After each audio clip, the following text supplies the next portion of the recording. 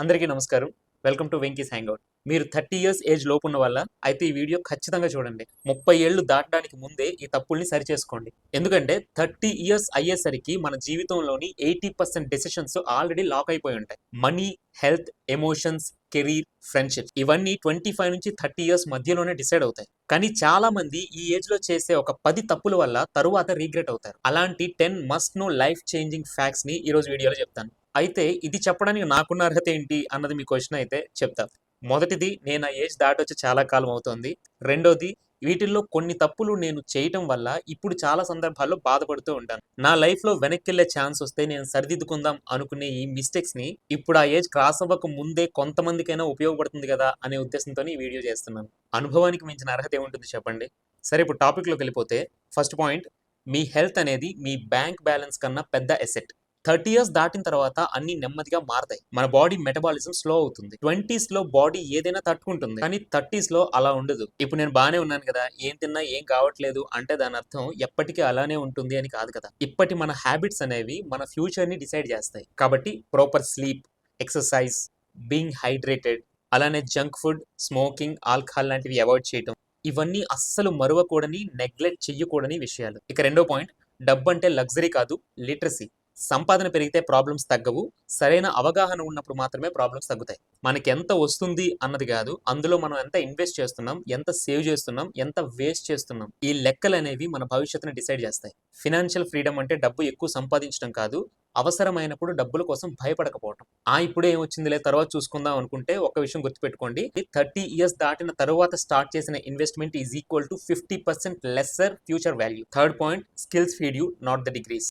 ఈ రోజుల్లో మంచి స్కిల్ అనేది డిగ్రీ కన్నా విలువైనది. ఒక స్ట్రాంగ్ పోర్ట్ఫోలియో మన రెజ్యూమే కన్నా powerful. Focus more on your skills. Me skills ఏంటి, ఇంట్రెస్ట్ ఏంటి అనేది ఐడెంటిఫై చేయండి. డిగ్రీతో జీవితం ప్రారంభం అవుతుంది, కానీ స్కిల్స్ తో ఆ జీవితం నడుస్తుంది. దానికి పునాది ఈ ఏజ్ లోనే పడుతుంది. నెక్స్ట్ పాయింట్, నో చెప్పడం నేర్చుకో.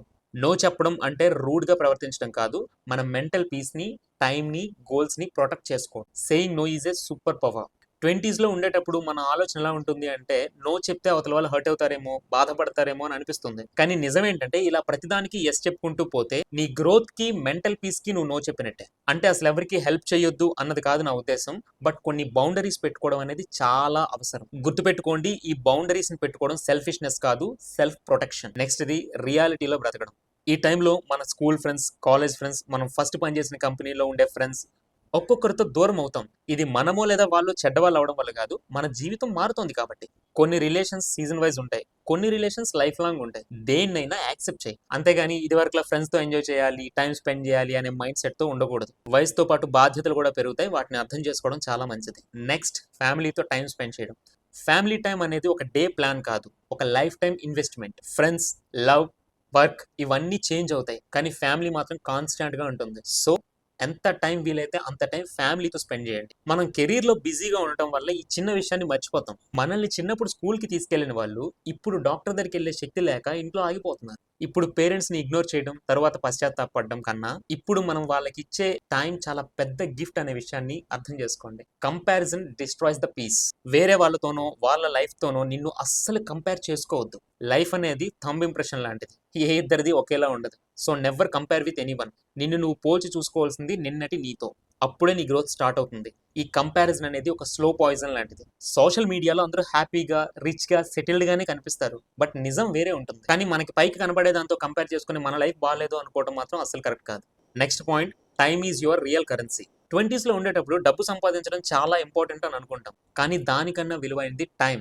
20s లో ఉండేటప్పుడు నువ్వు వేస్ట్ చేసిన ప్రతి గంట 30s లో ఒక 10 రోజులు మనల్ని వెనక్కి తీసుకెళ్తుంది. అందుకే నీ టైం ఎవరికి ఇవ్వాలి, ఎవరికి ఇవ్వకూడదు అనే విషయాన్ని తెలుసుకో. అప్పుడు నీ లైఫ్ యొక్క క్వాలిటీనే మారిపోతుంది. Next point, health insurance and term insurance.